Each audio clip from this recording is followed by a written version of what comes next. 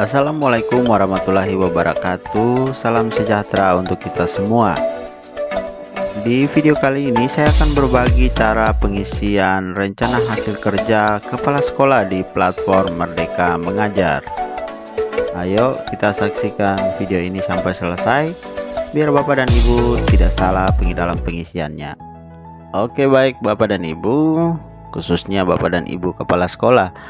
Ya, kita langsung saja buka di Google, dan sebelumnya kita sudah harus login ya Bapak dan Ibu di Google Chrome-nya, sehingga dia tidak lagi meminta kita untuk pengisian secara berulang-ulang.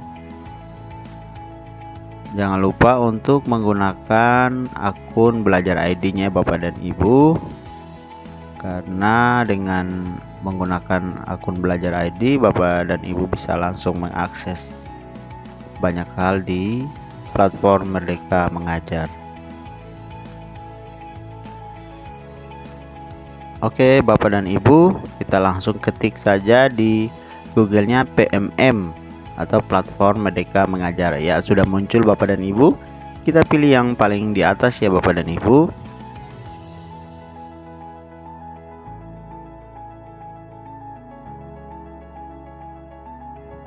Iya, kita sudah pilih dan sudah masuk Bapak dan Ibu, dan di sini terlihat ya Bapak dan Ibu sudah masuk ke PMM, dan di bagian kanan atas ada bagian yang berwarna biru ya Bapak dan Ibu. Klik buka PMM. Nah, di sini kita tinggal klik masuk ya Bapak dan Ibu. Tetapi nanti ada konfirmasi ya Bapak dan Ibu terkait dengan email yang kita gunakan. Iya Bapak dan Ibu, langsung kita klik masuk, dan sudah terlihat ya Bapak dan Ibu, ya sudah masuk di akun kita ya di platform Merdeka Mengajar. Nah, kita geser ke bawah ya. Nah, terlihat Bapak dan Ibu pengelolaan kinerja. Ini Bapak dan Ibu, kita klik masuk Bapak dan Ibu. Iya Bapak dan Ibu, jika sudah tampilannya seperti begini, tampilan saya seperti begini karena saya sudah mulai dan sudah melakukan pengisian. Tapi Bapak dan Ibu yang baru buka, baru masuk, Bapak dan Ibu biasanya terlihat di sebelah kanan itu klik mulai, dan kita akan konfirmasi dengan identitas dulu, baru setelah itu kita klik di bagian sebelah kiri, dan di situ pengelolaan kinerja. Nah, di sini karena sudah saya isi, jadi di sini hanya dilanjutkan Bapak dan Ibu. Tapi Bapak dan Ibu bisa perhatikan dulu rekomendasi dari raport pendidikan, kemudian Bapak Ibu bisa klik untuk mulai. Iya Bapak dan Ibu, di sini sudah saya pilih ya Bapak dan Ibu perencanaan kinerja, dan terlihat Bapak dan Ibu di sini rekomendasinya harus berdasarkan raport pendidikan. Nah, sudah Bapak dan Ibu bisa lihat raport pendidikannya.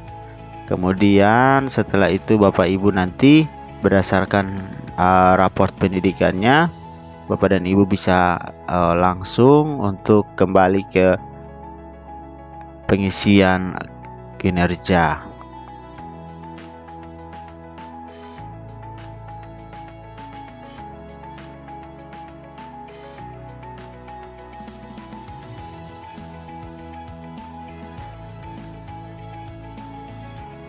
Iya Bapak dan Ibu, bisa terlihat ya, ini raport pendidikan, masih di raport pendidikan. Bapak dan Ibu bisa masuk sebagai satuan pendidikan atau pemerintah daerah. Nah, di situ bisa terlihat Bapak dan Ibu punya sekolah masing-masing ya. Nah, lihat data Anda, kita klik dan kita lihat Bapak dan Ibu informasi terkait raport pendidikan kita.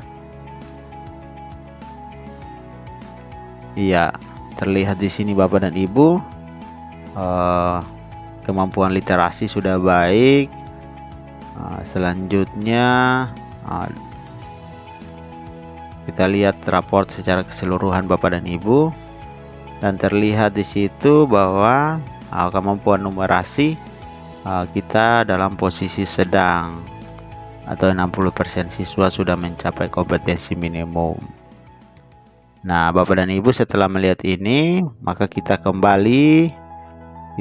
kembali lagi ke pengelolaan kinerja.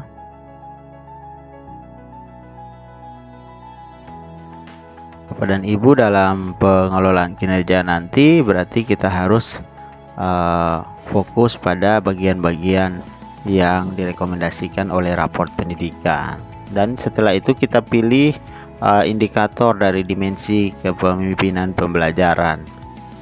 Nah, di sini saya pilih untuk presentasi visi misi sekolah, ada presentasi program sekolah dan seterusnya, sampai di ada refleksi pengelolaan kurikulum, aktivasi kegiatan komunitas belajar, siklus peningkatan kualitas praktik pembelajaran, dan terakhir refleksi program pengembangan kompetensi guru.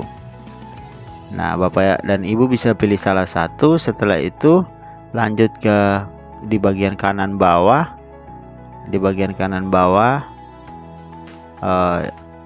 Setelah pilih indikator dulu ya Bapak dan Ibu, kita pilih indikator, kemudian geser ke bawah, dan di situ sudah muncul dialog ke pengembangan kompetensi.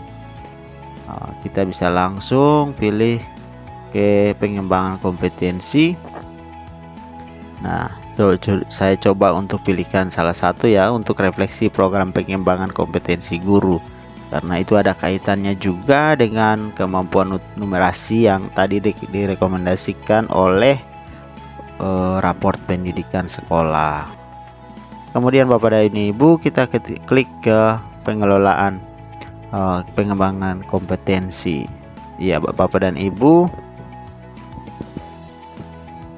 Iya, berdasarkan peraturan yang berlaku, Anda diharapkan minimal 32 poin per semester untuk memenuhi ekspektasi atasan. Iya Bapak dan Ibu, kepala sekolah bisa memilih ya Bapak dan Ibu. Di sini saya sudah contohkan memilih beberapa rencana hasil kerja, dan total poin yang dikumpulkan adalah 34 Bapak dan Ibu. Sudah lebih dari standar minimal. Bapak dan Ibu bisa memilih lebih dari standar minimal, tapi jangan kurang dari standar minimal. Ya Bapak dan Ibu bisa klik di bagian kanan dari rencana hasil kerja itu, anak panah ke bawah. Bapak Ibu bisa pilih sesuai dengan rencana yang Bapak Ibu bisa lakukan sepanjang satu semester ini ya, mulai dari bulan Januari sampai bulan Juni Bapak dan Ibu. Iya, tergantung Bapak dan Ibu dapat melakukan yang mana. Bapak dan Ibu bisa pilih sesuai, dan jangan lupa untuk memperhatikan poin per poin. Selanjutnya juga nanti diperhatikan bahwa bukti dukung juga itu akan mengukur. Bukti dukung akan mengukur seberapa berhasilnya Bapak dan Ibu memilih rencana hasil kerja yang akan dilaksanakan dalam semester ini. Iya Bapak dan Ibu, setelah memilih, Bapak Ibu bisa klik lanjut ke RHK yang kedua. Lalu Bapak dan Ibu bisa pilih lagi di bagian yang tersedia. Sambil Bapak dan Ibu bisa menghitung ya, kira-kira sudah berapa poin yang dikumpulkan. Nah, jika belum, maka di bagian bawahnya itu selalu di situ ada icon tambah. Jadi Bapak dan Ibu bisa tambah sesuai. Jika Bapak dan Ibu memilih untuk RHK dengan poinnya yang kecil, maka akan banyak ya Bapak dan Ibu. Tetapi Bapak Ibu jika memilih RHK dengan poin yang cukup besar, 6, 8 atau 12, ada juga yang lebih dari itu, Bapak dan Ibu bisa pastinya RHK-nya hanya beberapa poin seperti itu. Tapi jika Bapak Ibu memilih yang misalnya 4 poin, maka akan ada banyak kegiatan yang harus Bapak dan Ibu lakukan. Jadi Bapak dan Ibu bisa selektif ya, masing-masing boleh memilih sesuai dengan apa yang bisa dilakukannya dalam semester ini.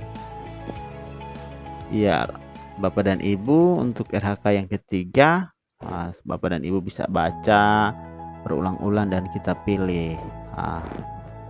Iya, Bapak dan Ibu bukti dukungnya jangan lupa. Di situ sudah terlihat di situ buktinya harus sertifikat. Kemudian RHK yang keempat di sini meningkatnya kinerja satuan pendidikan dan atau peningkatan karir kepala sekolah melalui penyusun cerita praktik yang dapat dibagikan kepada guru dan atau kepala sekolah lain. Poinnya 12 Bapak dan Ibu. Bukti dukung cerita praktik yang terbit di PMM Bapak dan Ibu. Ini bisa jadi Bapak dan Ibu bisa melakukan ini di PMM, kemudian buktinya itu nanti dijadikan sebagai bukti dukung Bapak dan Ibu. Iya, Bapak dan Ibu silakan dipilih jika poinnya belum sampai ke 32, Bapak Ibu bisa tambahkan lagi sehingga cukup mencapai batas minimum, ataupun Bapak dan Ibu bisa lebih. Silakan dipilih Bapak dan Ibu.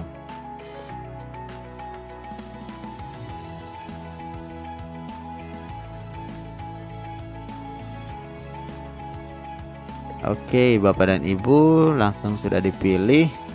Bukti dukungnya yang nanti disiapkan adalah sertifikat ya Bapak dan Ibu. Nah, jika Bapak dan Ibu merasa bahwa ini nanti dipertimbangkan dulu, ya sudah terlihat Bapak dan Ibu poin yang dikumpulkan 34 sudah lebih. Bapak dan Ibu bisa memilih ke perilaku kerja. Otomatis apa yang Bapak dan Ibu sudah klik dan rancang dia tersimpan ya di draft Bapak dan Ibu. Ya, setelah pengembangan kompetensi Bapak dan Ibu kita masuk sekarang di perilaku kerja. Ada 7 indikator ya Bapak dan Ibu. Nah, indikator yang pertama berorientasi pelayanan Bapak dan Ibu.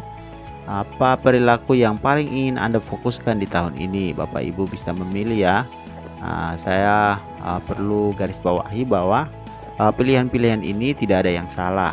Tinggal Bapak Ibu sesuaikan apa yang Bapak Ibu mau fokuskan. Kemudian nanti ada pertanyaan lanjutan di bagian bawahnya itu.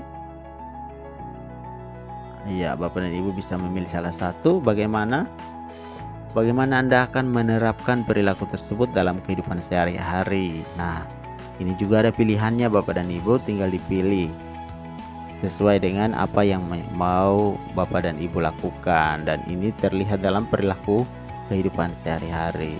Selanjutnya Bapak dan Ibu kita ke indikator yang kedua, aspek akuntabel. Nah, apa perilaku yang paling ingin Anda fokuskan di tahun ini? Bapak dan Ibu bisa pilih ya.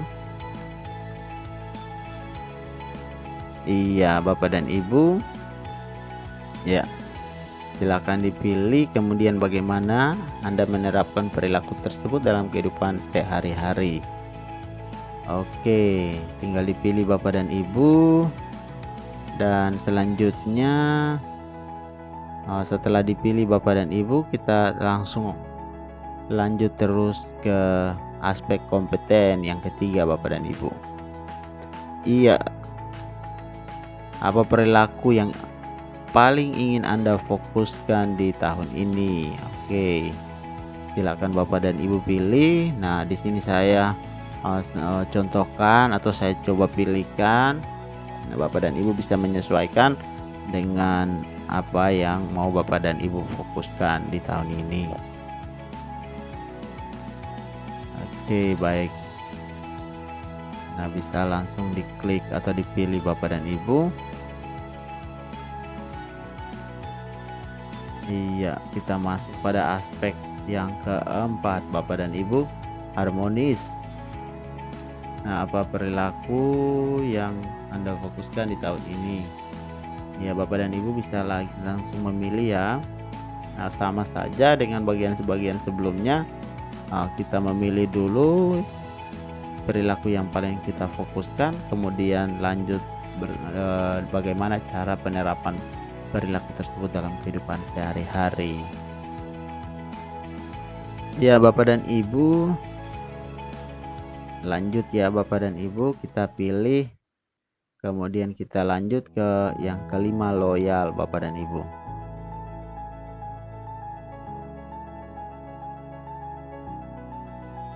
Iya, tinggal dipilih Bapak dan Ibu perilaku yang paling kita fokuskan di tahun ini. Iya, kemudian bagaimana penerapannya dalam kehidupan sehari-hari. Silakan dipilih Bapak dan Ibu.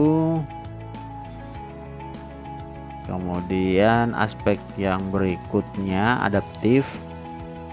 Bapak dan Ibu bisa memilih lagi ya, karena ada 7 dan kita sudah sampai pada aspek yang keenam, adaptif. Dan selanjutnya kita lanjut bagaimana bisa diterapkan perilaku tersebut dalam kehidupan sehari-hari.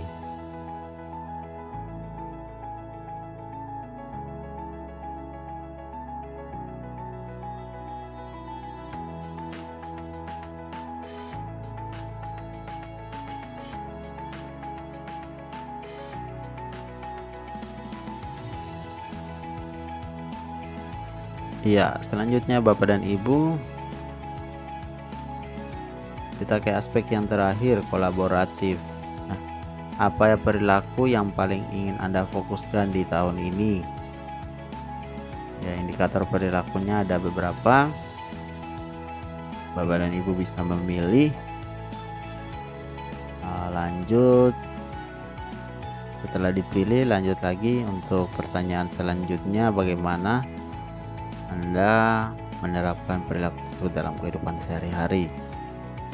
Iya, setelah Bapak dan Ibu melihat, kemudian ya kita sudah sampai setelah perilaku, boleh kita klik simpan draft dulu. Nah, simpan draft. Jika kita simpan draft, maka apa yang sudah kita rancangkan itu semua sudah tersimpan Bapak dan Ibu. Nah, ini saya coba klik kembali, lanjutkan. Nah, sudah muncul di situ pengembangan kompetensi. Ini semua sudah terlihat apa yang kita rancang atau kita isi sebagai sasaran kinerja. Oke, ke perilaku Bapak dan Ibu. Ya, terakhir kita ke rangkuman Bapak dan Ibu. Nah, di rangkuman di sini Bapak dan Ibu, rangkuman perencanaan kinerja Anda. Nah, di sini hasil kerja utamanya ada meningkatnya praktik kinerja kepala sekolah. Nah, Bapak dan Ibu bisa baca, kemudian Bapak dan Ibu bisa lihat apa yang sudah diisi dalam rencana hasil kerja yang akan dilakukan dalam semester ini Bapak dan Ibu. Nah, bisa diperhatikan, bisa dibaca lagi, apakah dipertimbangkan lagi apakah memang kita bisa melakukannya atau tidak. Jika tidak, kita masih bisa mengubahnya sebelum nanti diajukan ke pimpinan kita Bapak dan Ibu. Iya. Oke, aspek perilaku Bapak dan Ibu. Nah, di bagian sebelah kanan bawah ada ubah dan kumpulkan Bapak dan Ibu. Maka jika Bapak dan Ibu masih mau mengubah, silakan diubah. Jika sudah rasanya sudah pas, sudah cukup dan sudah sesuai dengan apa yang kita mau, maka kita klik kumpulkan Bapak dan Ibu.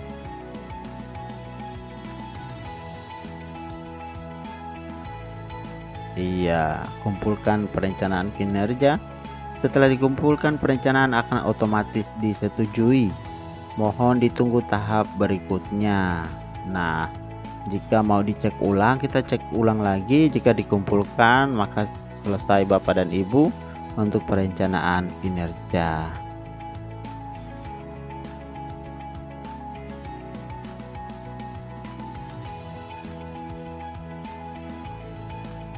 Oke Bapak dan Ibu,